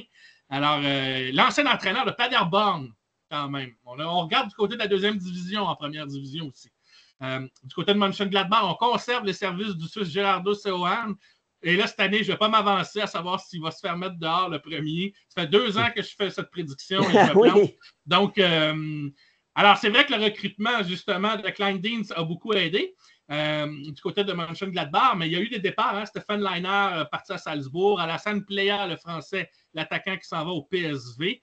Et du côté du recrutement, rien de spectaculaire. Giovanni Reyna, notamment, s'en vient avec Mönchengladbach pour ce qui est des joueurs plus connus. Toutefois, j'aimerais t'entendre prononcer un mot au sujet d'Offenheim qui est passé proche de la relégation, mais c'est un club dont on aime parler pour toutes les bonnes, les mauvaises raisons. Et c'est un club qui a beaucoup bougé au mercato, même si, comme je l'ai dit, on n'a pas dépensé des fortunes. Et je ne connais pas vraiment les joueurs qu'on est allé chercher. Alors, c'est pour ça que j'aimerais savoir, est-ce que Christian Ilzer, l'Autrichien, va réussir à relancer cette équipe? Est-ce que les nouveaux venus vont faire parler d'eux pour les bonnes raisons? Est-ce qu'enfin, défensivement, on va cesser d'être des portes de saloon et laisser un peu de marge au pauvre gardien de but, le vétéran là, qui est celui qui reçoit le plus de tirs par saison? En tout cas, lui en touche du cuir, mais pas toujours. Étant donné le nombre de buts, à un moment donné, un gardien finit par concéder à force d'en recevoir autant. Est-ce qu'Offenheim a le potentiel de remonter un peu au classement cette année, David? Oui, ça devrait aller mieux. Alors effectivement, Oliver Baumann, il est avec la sélection, là, il est à son zénith, gardien très sûr sur sa ligne, très fort. C'est un taulier pour Offenheim. Ça fait maintenant beaucoup d'années qu'il est là. Et Offenheim a joué des cartes intéressantes en attaque. On pense notamment à deux jeunes. Fisnik Aslani, c'est un international kosovar qui est arrivé, qui a réussi une très belle saison. Ce jeune homme de 23 ans, il a réussi une très belle saison en deuxième division avec Elversberg. Tu mentionnais le club. Et il arrive là avec son talent en attaque. Ça peut être un atout offensif. C'est vrai également pour l'autre attaquant qui peut jouer à ses côtés, c'est-à-dire Tim Lemperle. Lui aussi, c'est un jeune. C'est des noms qu'on ne connaît pas encore à l'international, mais ce sont des joueurs de talent. Les deux se sont montrés déjà sur les deux premiers matchs. Il y a eu une défaite là contre Francfort, mais Francfort carbure fort en ce moment, donc c'est compréhensible. Mais je pense que ça va aller mieux cette saison pour Offenheim.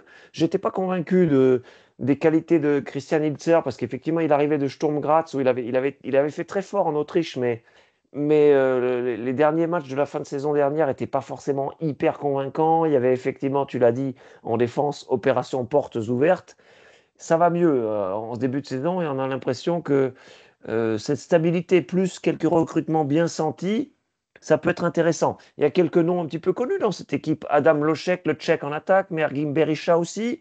Il y a un autre jeune que je n'ai pas mentionné qui est Max Mörstedt, qui a aussi beaucoup de talent, qui est remplaçant actuellement, mais il y a du potentiel à Hoffenheim pour réussir des belles choses.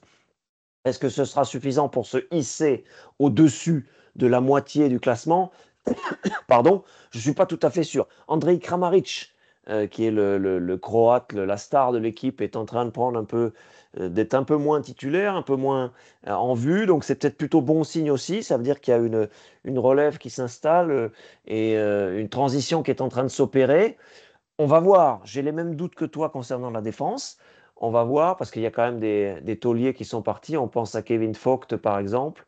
Mais il y a encore des joueurs qui sont bien présents, Akpoguma, Kabak. Bon, c'est une équipe qui, je pense, peut grappiller quelques places par rapport à la saison dernière. Puis il y a 2-3 joueurs à suivre, et en particulier, bien sûr, je le disais en préambule, le gardien international Oliver Baumann, qui a passé les 30 ans, mais qui reste une valeur sûre de ce championnat. Avec un gardien comme ça, normalement, on est à peu près immunisé contre les grosses claques et contre une série de défaites. Mais bon, voilà, je reste prudent, ça ne va pas être une équipe qui va jouer les 4 premières places non plus. Hein. Non, mais on s'attend à ce qu'on ne soit pas proche de la zone de relégation oui, quand même. Mais exactement. si on pouvait juste resolidifier un peu la défense, je pense que ça aiderait déjà beaucoup cette équipe. Ouais. Ça, c'est mon avis, mais je m'avance en fonction de ce qui a été montré au cours des dernières saisons. Même quand on se classait dans la première moitié du tableau, on accordait trop de buts. Et dans ces situations-là, tu peux échapper des matchs que tu es supposé gagner aussi. Alors, ça, je comprends qu'il se marque beaucoup de buts en Allemagne, mais ce n'est pas une raison pour ne pas avoir une défensive qui se tienne debout. Moi, j'étais souvent étonné par les gaffes des défenseurs de l'équipe d'Offenheim et dont l'adversaire a su tirer profit. J'espère qu'Oliver Baumann va être prêt à recevoir du cuir encore cette année, mais bon, je pense qu'il est habitué. Parmi les équipes promues, on va en parler, oui, on va parler d'Hambourg, dirigé par l'entraîneur Merlin Polzin. Alors, cette équipe a réussi enfin à revenir en première division. Rien de bling-bling, évidemment, en matière de recrutement et de mercato. J'imagine qu'on a décidé de miser sur une certaine stabilité. On va évidemment être en compétition avec des équipes comme Cologne qui sont revenues et qui, eux, ont bougé un petit peu plus. du côté donc du recrutement. Il est possible qu'Augsbourg redescende et devienne peut-être relégable. Mayence, qui a été une surprise la saison dernière, avec la perte de Jonathan Burkhardt, pourrait aussi redescendre, mais Bo Henriksen a fait du bon travail jusqu'ici. Peut-être que, justement, il va faire partie de ces équipes là, qui vont parvenir à se maintenir. Est-ce que Sampaoli, qui a réussi à se maintenir, va être encore capable de le faire? Alors, je pose toutes ces questions-là en même temps parce qu'il faut parler un peu des équipes en bas. Mais comment tu évalues, justement, par rapport à toutes les équipes que j'ai mentionnées, les chances de Hambourg de pouvoir se maintenir ou bien ça va être vraiment compliqué? Ouais, ça va être compliqué. Le derby d'Hambourg entre Saint-Pauli et Hambourg, justement, a tourné implacablement à l'avantage des joueurs en marron, c'est-à-dire des joueurs de Saint-Pauli. Et Ouais, Hambourg les n'est pas encore. Pirates. Oui, oui, les joueurs d'Hambourg n'ont pas encore le niveau pour la première division. Alors, ça ne veut pas dire qu'ils vont descendre directement. Mais ça va être compliqué. Youssouf Poulsen, c'est effectivement une recrue très intéressante pour le vestiaire, pour les principes, pour les valeurs, peut-être pour marquer quelques buts intéressants, peut-être pour servir de pivot en attaque, mais ce n'est pas un joueur qui va marquer 25 buts. Il faut qu'autour de lui, la hiérarchie se fasse en attaque. Königsdörfer, qui aurait pu partir, il est bien là. C'est pas un foudre de guerre encore dans la hiérarchie des attaquants internationaux. Jean-Luc Dompé, le jeune Français, c'est pareil. Contre Saint-Pauli, il n'a pas été capable de renverser la situation au moment où il a été en jeu. Les supporters appellent sa présence sur le terrain, mais quand je dis jeune, c'est un trentenaire, hein. Mais voilà, il y a besoin de performeurs, il y a besoin de leaders sur le terrain à Hambourg, dans le sens du jeu. Et je pense que l'effectif est plus taillé encore pour la D2 que pour la première division. Quelques renforts intéressants, Daniel Peretz, l'international israélien dans les buts, ça c'est forcément pertinent. Ça donne de la concurrence au gardien Hoyer Fernandez, c'est pas mal. Mais Hambourg, c'est un peu juste. Il y a un leader par ligne.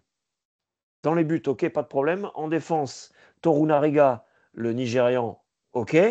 En attaque, c'est Youssouf Poulsen, mais va-t-il assurer sportivement les capacités de leader qu'on lui prête? Ça reste à voir. Et puis là où il y a un peu plus de mal, c'est au milieu de terrain.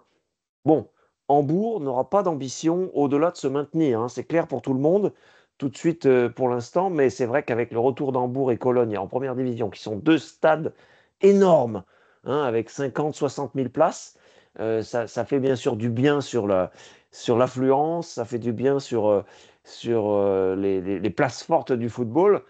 Je donnerais plus de chances à Cologne de se maintenir qu'à Hambourg, parce qu'on revient de loin quand même. Hambourg, ça a été 7 saisons en deuxième division. Cologne a plus de vigueur sportive actuellement. Et donc, voilà, plus de chances pour Cologne d'exister dans cette Bundesliga que pour Hambourg, pour l'instant. Après, on verra cet hiver, il sera temps de faire le point. Mais je ne suis pas très, très optimiste pour les chances d'Hambourg de se maintenir directement, c'est-à-dire d'éviter l'une des 3 dernières places. Juste une petite parenthèse avant de poser la dernière question sur le mercato.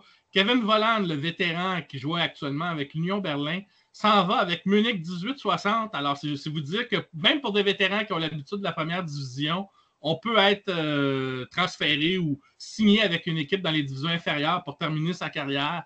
Alors, je voulais souligner cet exemple-là. Surtout que Munich 1860 a été autrefois une équipe presque aussi glorieuse que le Bayern. Ce Ouais. n'est plus le cas maintenant. Comme quoi, historiquement, hein, les parcours peuvent être différents, mais je voulais souligner donc que le vétéran Kevin Volland, donc ça en allait.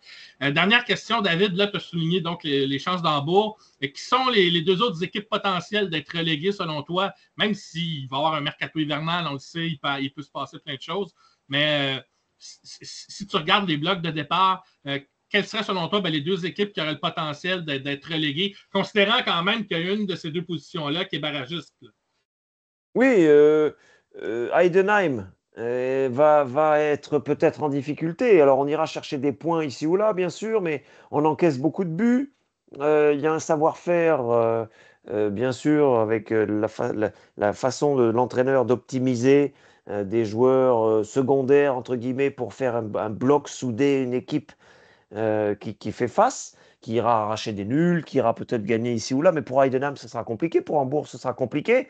Puis après, Ben, on ne sait pas trop, parce qu'on a l'impression que Union Berlin, il y a quand même, on s'est installé en première division, on s'est un peu renforcé. On a l'impression que Hoffenheim, on en a parlé avant, s'extrait de la zone où il était la saison dernière.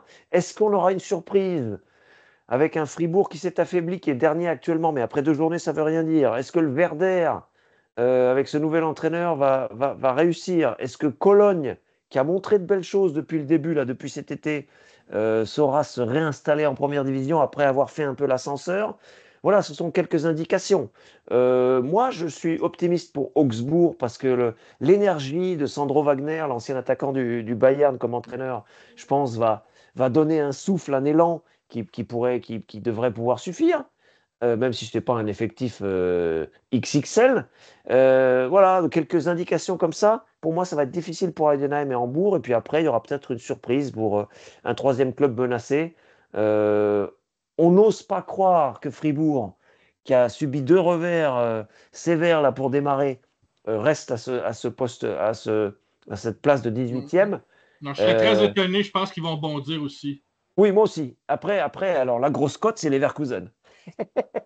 Oh, oh, oh. Non, non, non, mais Non, il y a tellement de qualités qu'on ne peut pas imaginer. non, on ne peut Voilà. pas imaginer ça. Non, je sais pas plus. Je sais pas plus. Mayence, je pense qu'avec Bo Henriksen, ça tourne bien. Oui, il y a la vedette en attaque qui est partie. Mönchengladbach, Ah, Mönchengladbach, c'est ce compliqué, hein. sera Il y au a plus... moment où j'aurais pas parié que ça va se produire. Oui, mais Tim Kleindienst va revenir, mais bon, on ne sait pas s'il va retrouver son plein niveau.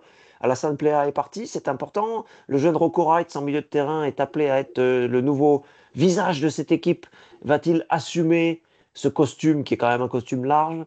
Il y a eu l'affaire Neuhaus aussi qui a été durement sanctionné parce qu'il a publié une vidéo un peu éméchée en vacances en Espagne, il me semble. Hein? Donc ça tangue un peu à Mönchengladbach en Il ce voulait faire moment. un Jack Grealish de lui-même ou quoi? Oui, c'est ça. Non, mais voilà, à voir. On verra dans notre prochaine production un peu où on en est et quelques indications, parce que tu l'as dit très bien, beaucoup de changements d'entraîneur, pas énormément de mouvements. Si, dans certains clubs comme Leverkusen, il y en a eu beaucoup, mais il y a une certaine stabilité financière aussi malgré tout, donc pas forcément beaucoup de mouvements de joueurs. À voir. En tout cas, si tu veux, pour résumer mon sentiment, certes, le Bayern est hyper favori pour garder son titre, mais je reste, et j'espère que nos éditeurs et nos fidèles aussi, je reste très intéressé par ce championnat, parce qu'il y a des buts, parce qu'il y a des renversements de situation, parce qu'on découvre des joueurs. Ça, c'est aussi très très bien.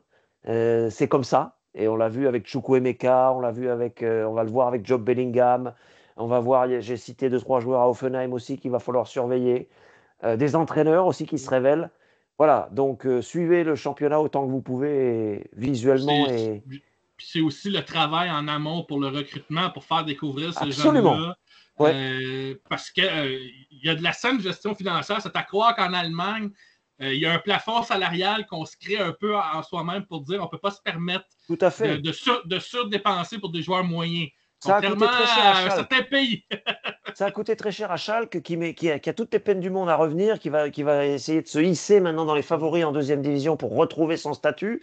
Mais quand on fait une gestion à l'emporte-pièce, on le paye très cher. Ça peut coûter 5, 10 saisons avant de retrouver vraiment sa place. Donc oui, oui, tu as raison. Puis, bon, pas juste Schalke, hein, l'Union Berlin, pas l'Union Le Berlin, mais le, Hertha, le Hertha ouais, Berlin aussi, ça commence à lui coûter cher. ouais.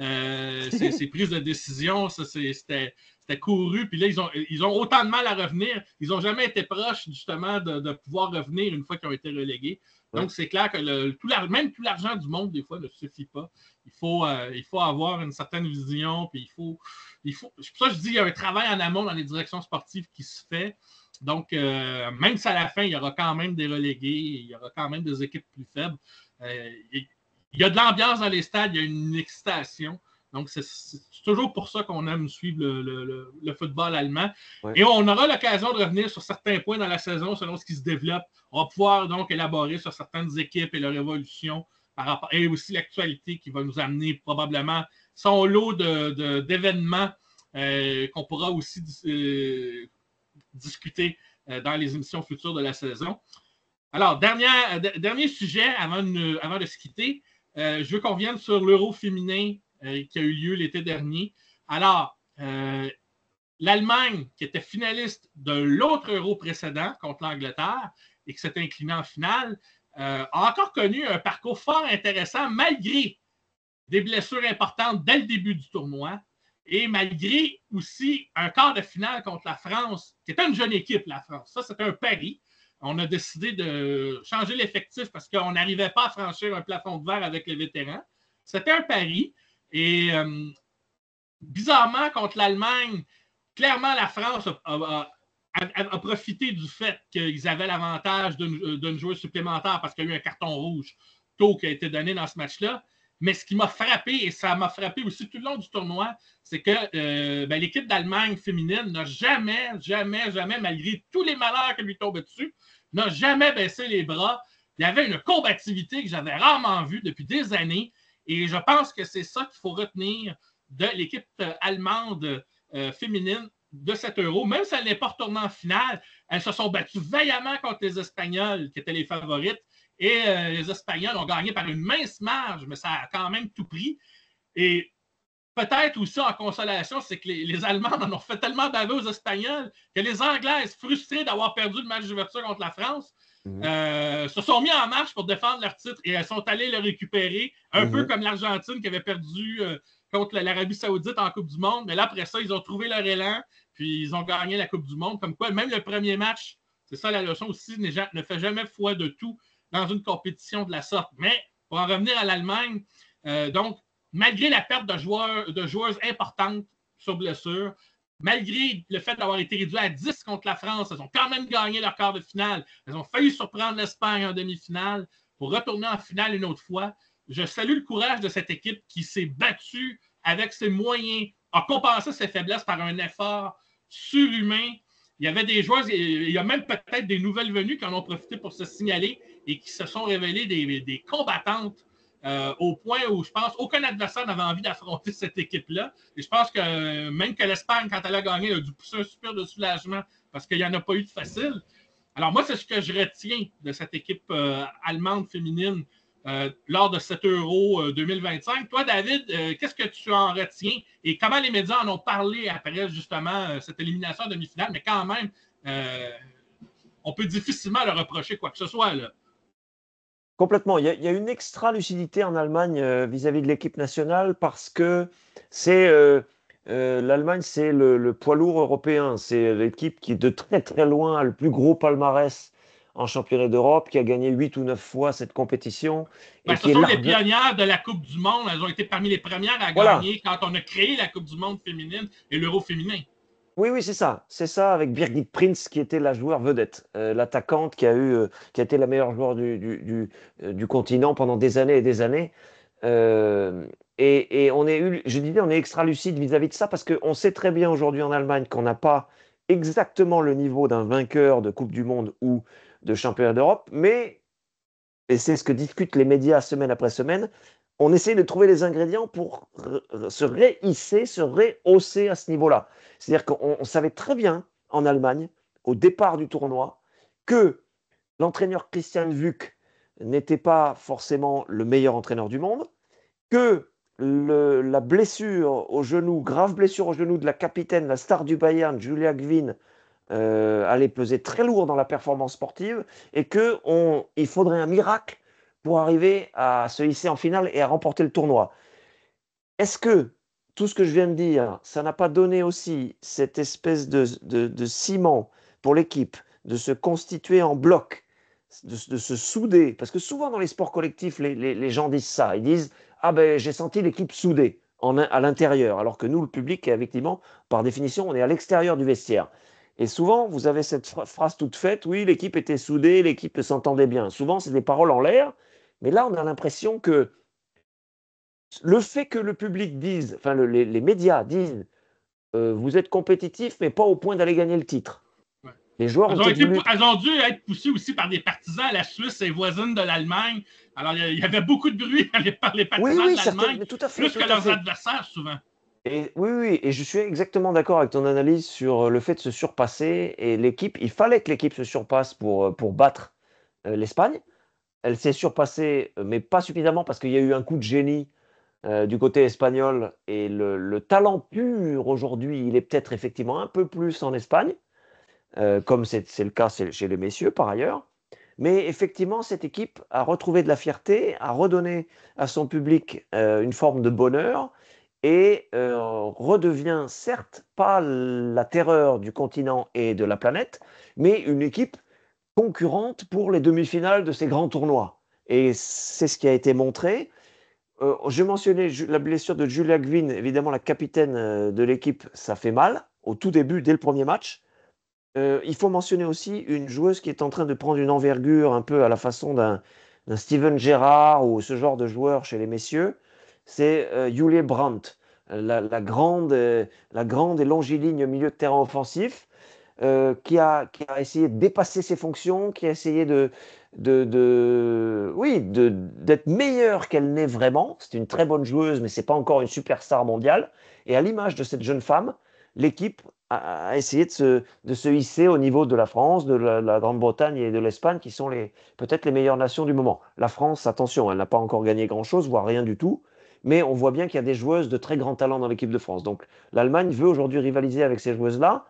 C'était peut-être un peu court pour être au niveau d'un finaliste pour ce tournoi-là, mais si cette dynamique, Mathieu, est préservée, il y a bon espoir, comme pour les garçons d'ailleurs, pour les prochains tournois, de rivaliser, de se hisser en demi-finale et d'espérer une bonne surprise au bout. En tout cas, moi, je salue le courage de cette équipe qui ne s'est pas laissée démonter malgré justement toutes ces tuiles qui leur sont tombées dessus. Alors ça, c'est moi, je tire mon chapeau parce que vraiment, et même pour les analystes américaines qui faisaient justement la description et qui analysaient les matchs, et ce sont des anciennes joueuses qui ont participé à cette compétition-là. Il y avait d'ailleurs une ancienne internationale anglaise dans le groupe du panel des consultantes. Elles ont clairement dit à ces joueuses-là allemandes, elles ont été des battantes à tous les instants. Elles ne laissaient jamais leur adversaire respirer. En fait, moi, un truc que j'ai constaté dans l'effort, c'est que dès qu'une joueuse de l'équipe adverse avait le ballon, il y avait toujours une joueuse allemande qui lui tombait dessus, qui ne lui laissait même pas l'espace pour manœuvrer. On ne jouait pas sur les talons. On se disait, on va limiter l'espace le plus possible. Alors donc, il fallait, pour les battre, il fallait quasiment un jeu exceptionnel.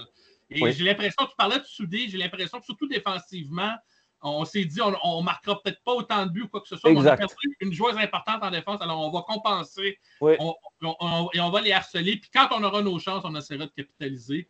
Et c'est en gros ce qui s'est pas mal produit, notamment contre la France en quart de finale. Et ça aurait pu se produire contre l'Espagne. Moi, plus je voyais le match avancer, plus j'y croyais à la possibilité que l'Allemagne cause la surprise. Alors ça, et ça renvoie à une remarque que j'ai entendue, mais je me souviens plus de qui ni de où, parce qu'on a vu ça un peu du côté masculin. On commence à entendre cette phrase que l'Euro, la compétition en tant que telle, féminin ou masculin, commence à devenir beaucoup plus difficile que la Coupe du Monde. Je sais que ça paraît un peu étrange à avancer, mais quand on regarde effectivement le niveau de compétitivité, quand on regarde les compétitions continentales par rapport à mondial, effectivement, là, ça commence à être. L'euro, là, c'est pas donné. C'est peut-être pour ça que, bon, l'Espagne a été championne du monde, mais l'euro, elles n'ont toujours pas mis la main dessus encore. Et ça, ça en dit long sur la forte compétition. Mais il y a aussi, parce que l'Angleterre a gagné 2 fois de suite, et c'est rarement vu, justement, depuis, je pense, peut-être l'Allemagne à ses oui, débuts. oui. Moi, je suis en train de me dire aussi, je parle pour l'euro, là, je suis en train de me dire aussi que les investissements qu'on fait en Angleterre pour le football féminin sont en train de rapporter des dividendes pour Oui, l'équipe nationale. oui. Alors, mais tu l'as dit, l'Allemagne a un bassin très, très fort avec sa ligue et ses 3 clubs forts. Donc, elles sont là, je pense, pour rester stables et d'être parmi les grandes nations de la compétition féminine à travers le monde et en Europe. Ça va être à surveiller. Alors, l'Espagne, malgré son côté Barça, qui a connu un développement fulgurant et les joueuses de talent qu'elles ont sous la main, oui, elles vont rester une menace encore pour un certain temps, mais on a vu dans cet euro qu'elle n'était pas intouchable. Et je pense que l'Allemagne avait déjà tracé la voie pour que l'Angleterre achève le boulot en finale. Voilà un peu mon commentaire à ce sujet-là. Peut-être que tu voulais dire une dernière chose? Non, non, c'est simplement qu'il faut pas oublier de mentionner la gardienne allemande aussi qui a fait de très Oh belles mon choses. Dieu, c'est vrai. Ben oui, Contre la France, elle a fait au moins, je pense, si c'est pas 2, 3 arrêts spectaculaires. Je pense que ça veut dire que la France je pense que du côté de la France, il ne faut pas partir la tête basse.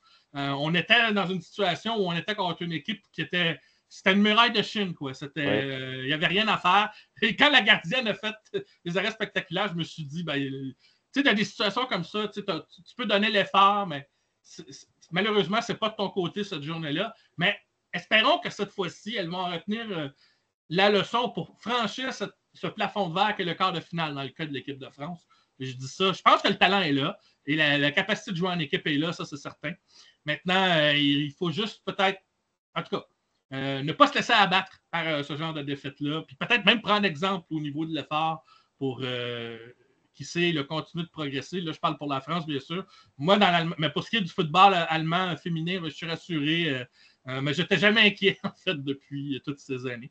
C'est sur cette note positive qu'on va conclure cette rentrée de Kaiser Foot. Merci encore une fois, mon cher David. D'avance, je te souhaite des bonnes vacances et on va se retrouver après tes vacances, bien sûr, pour parler de la Bundesliga et de l'évolution après un mois. Et on va même glisser un mot probablement sur les premiers matchs dans les compétitions européennes que sont la Ligue Europa, la Ligue des champions, avec la nouvelle formule qui n'est plus une phase de groupe. Alors, vous voyez, on n'en parle même pas parce qu'il n'y a pas de phase de groupe.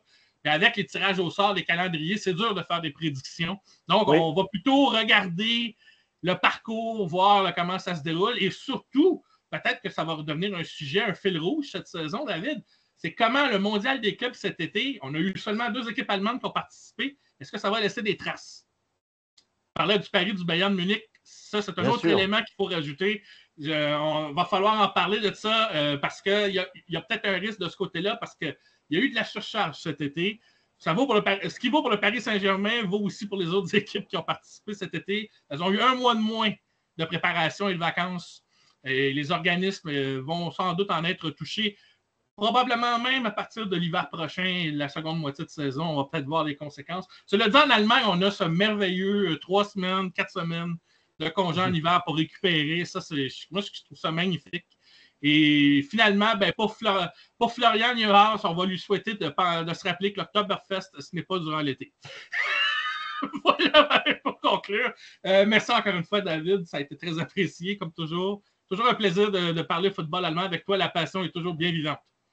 Oui, garder un œil par ailleurs, bien sûr, sur l'équipe nationale, parce qu'il faut lancer l'aventure du mondial qui arrive à l'été 2026. Et ça a commencé en amont, bien entendu, mais les matchs vont compter là, les uns après les autres.